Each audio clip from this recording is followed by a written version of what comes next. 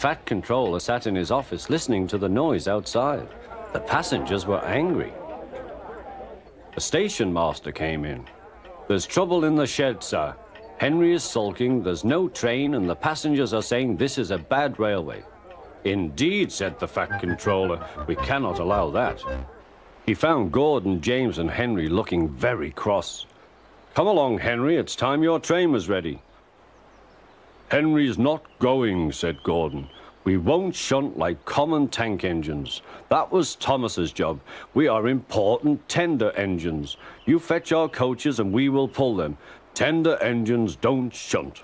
"Oh, indeed," said the Fat Controller. "We'll see about that. Engines on my railway do as they are told." And he hurried away to find Edward.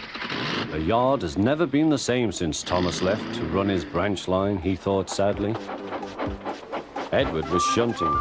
"Leave those trucks, please, Edward," said the Fat Controller. "I want you to push coaches for me in the yard."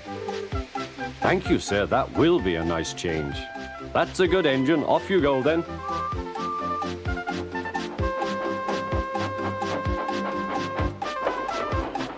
So Edward found coaches for the 3 engines, and that day the trains ran as usual.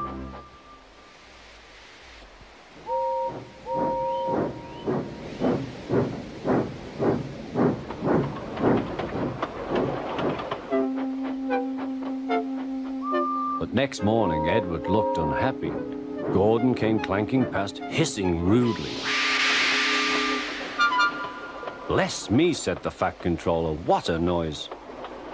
"They all hiss me, sir," answered Edward. "They say tender engines don't shunt, and last night they said I have black wheels. I haven't, have I, sir?" "No, Edward, you have nice blue ones, and I'm proud of you. Tender engines do shunt, but all the same, we do need another tank engine here."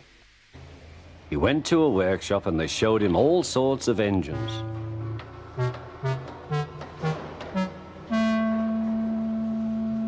At last he saw a smart little green engine with 4 wheels. "That's the one," he thought.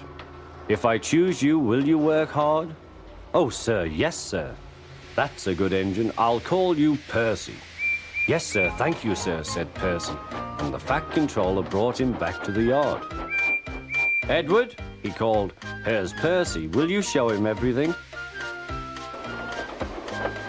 Percy soon learned what he had to do, and they had a happy afternoon.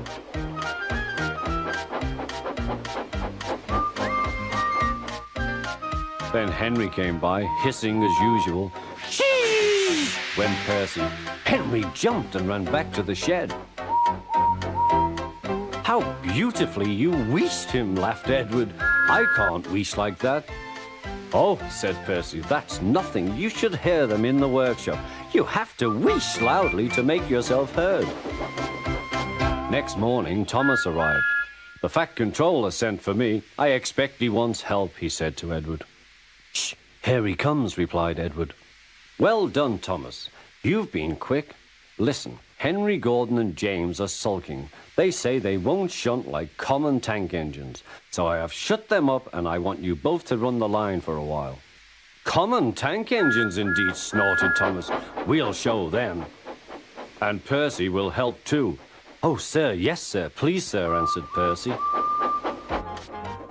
Edward and Thomas worked the main line, greeting each other as they passed by. Percy puffed along the branch line. Thomas was anxious about Annie and Clarabel, but both driver and guard promised to take care of them.